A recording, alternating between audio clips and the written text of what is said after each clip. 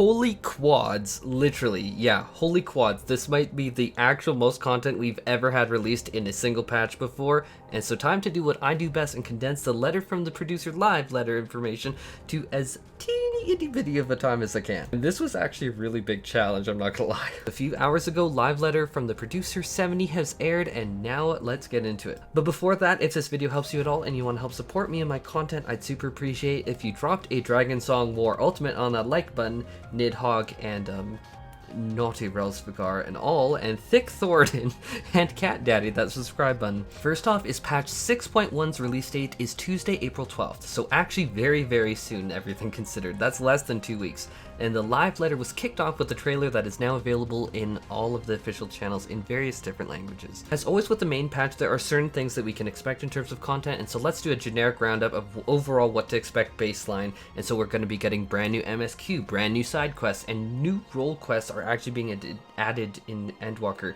and with an additional storyline to them. Brand new side quests with Tataru, more Hildebrand adventurers, custom deliveries to Emiliance Levier, new Unreal trial called Ultima's Bane to kind of like celebrate it, because now it's going to be like a 4-player thing. And we have the new Extreme Trial, the Endsanger's Aria, and the new Omega Adventures Beyond the Rift coming. Now let's get into some of the more detailed stuff that they dived into during the live letter. First off, the new Beast Tribe quests, the Elephant Race, the Arkasodara Beast Tribe for the battle classes, and jobs is going to be released. So think something like the Pixies from the Shadowbringers, and so this is going to be an absolutely fantastic source for leveling combat jobs, and obviously it's going to have some pretty awesome rewards, so definitely something to keep an eye out for. Next up is the duty support system, where they did a demonstration of the duty support system, which fundamentally built off of the trust system that currently exists. It will give you helpers at the same level of the dungeon, so you don't need to worry about outscaling it or out-leveling them, or leveling them in general. Largely, these allies are going to be based around what role you choose, but once you get to the Shadowbringers quest or further, you can then bring along specific allies through what is the currently existing trust system. The trust system essentially is what the duty support system is through Shadowbringers and Endwalker content, if that makes any sense. But as they were showing this, I'm not gonna lie, what actually stood out the most to me was the 1000 Maws of Total Rack dungeon having light in it. I'm like, since when? Like, I've done this dungeon probably literally hundreds of times since it was like a Realm Reborn, and so obvious dungeon revamp is obvious. Next up is going to be the new alliance raid, the Mists of the Realm Agalia? I think I'm pronouncing it right. I'm trying really hard. I'm trying to make up for Delubrium Reginae. Agalia, I think I'm pronouncing it right. So they said that it is more than simply just beauty and like trying to show off some of the graphics and really like the scenes, which are honestly amazing, but they did say that they're going to give us a lot of explanations to some of the deeper lore, as well as there's going to be like storylines to it obviously, and really there's going to be the whole Alliance raid stuff and really a celebration of 14. In past interviews Yoshi P gave, he did say in terms of the Alliance raid Mists of the Realm, they put, as you could say, that this is as close to being an epilogue of Hydaelyn and Zodiac Arc as you can get, and that the difficulty is set around somewhere around Stormblood Return to Evil's raids. So think about numbers, prime numbers like the calculation boss, think about things like the Thunder God, yeah. Alliance Roulette's going to be interesting, but I'm actually going to enjoy it because I wanted a little bit more challenge. Next up is the new Ultimate Duty Dragonsong's Reprise, also what was originally called by the community as Dragonsong's War. So during the live letter itself, they didn't mention it too much, but during past interviews, Yoshi P did give us some info that I'm going to insert here. So weapons for the new Ultimate are said that they might stand out more than usual. I, for one, am curious what that exactly will translate to, and unfortunately, we didn't get a preview of the weapons, but I know, given my personal taste, they might not be something I like. Whenever they say flashy, I think, oh god, please not the Novus weapons. I worry, not gonna lie, I worry. But in those interviews, Yoshi P did say that for those who aren't aiming for world first for Dragonsong's Reprise, but still attempt it seriously, that the timeline expectation around 4 to 5 months to complete, but for people who are more casual and take it a bit more slowly, it will take longer than T. Yoshi P then compared it to UCOB, the first Ultimate that we got, the Ultimate Coils of Bahamut, which at its release was considered universally harder than T and Uwu, where oh, whoa, obviously.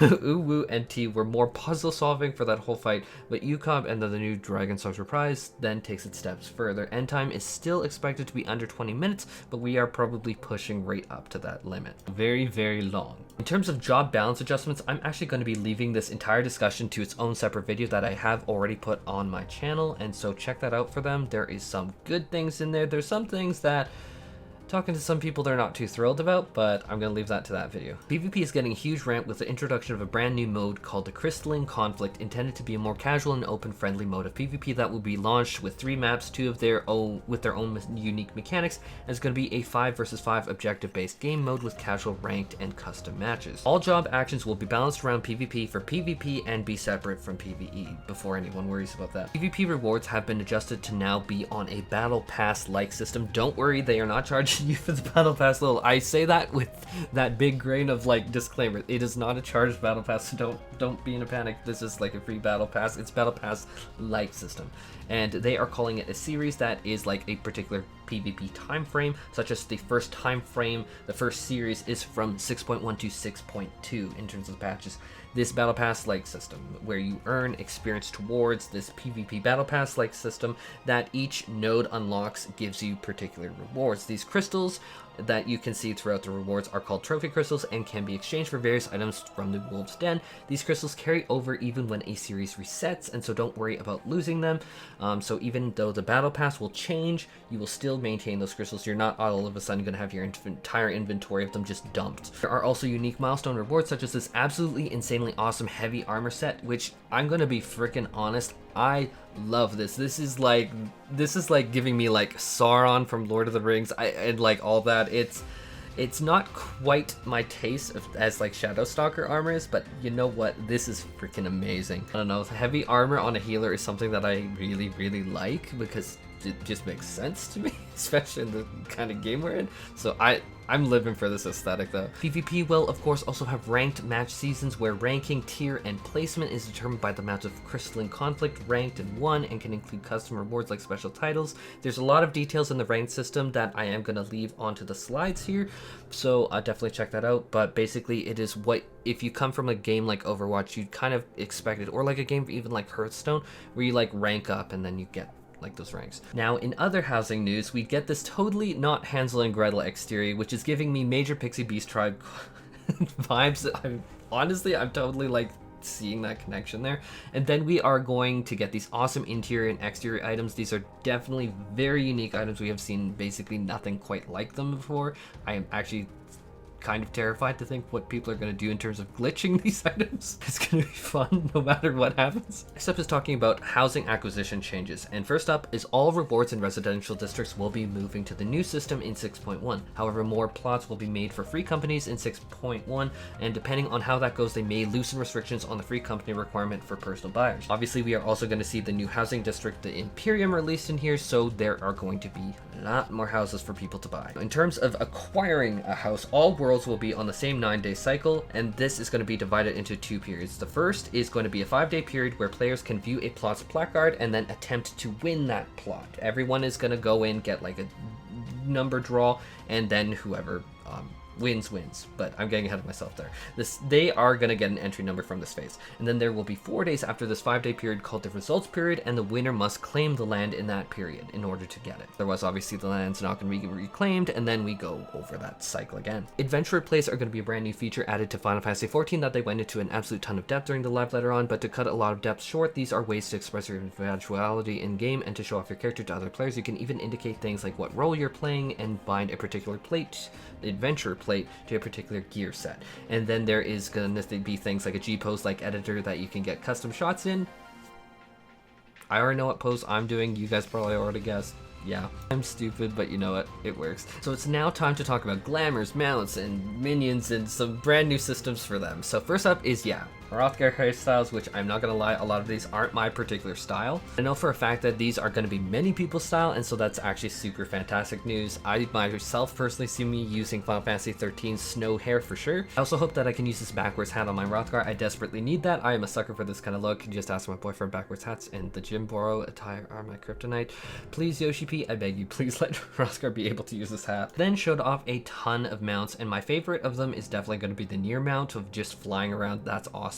They showed off a ton of minions, and I've already identified my brand new favorite minion, which is going to be this doggo, which looks incredibly similar to my pet Bindi, who I love and have actually had on my channel before, so I'm gonna burn down all of ARZU to get this minion. I love it so much. Adding new fashion accessories, which include things like this white frilly parasol, which goes really well with the white mage's like tier set, I guess, or like what do you call it, like class glam, as well as glasses that you can wear at the same time as some hats. Glamour plates are now also being increased to 20, and then you can now apply glamour plates in any sanctuary, so this is actually huge news for a lot of people. New preview store and dream fitting system, where you can now preview store items in something called dream fitting, where you can try on items through the bed system. So it's kind of like dream because you go to the bed to try the system. I think it's actually going to be a really good system. It's nice to know what it's actually going to look like on your character before you go ahead and get something. Now the Garo collaboration event is coming back, which I know is something that a lot of people have been looking forward for a while, such as the Machinist has a very small mini pew pew that looks iconic, and I've used it in the past, and I know a lot of people were asking me what is that. That's from the Garo event. Then of course you have the amazing horse mounts, obviously, which are very, very, very distinct. Anyhow, that does it for this live letter coverage. There was a ton of information here, and so I'm curious, what are you most excited for patch 6.1? To me personally, I see a ton for a lot of different players across the board. We have ultimate raids, we have the new PvP mode, and you know what? I am actually so excited for this. This is going to be an amazing patch.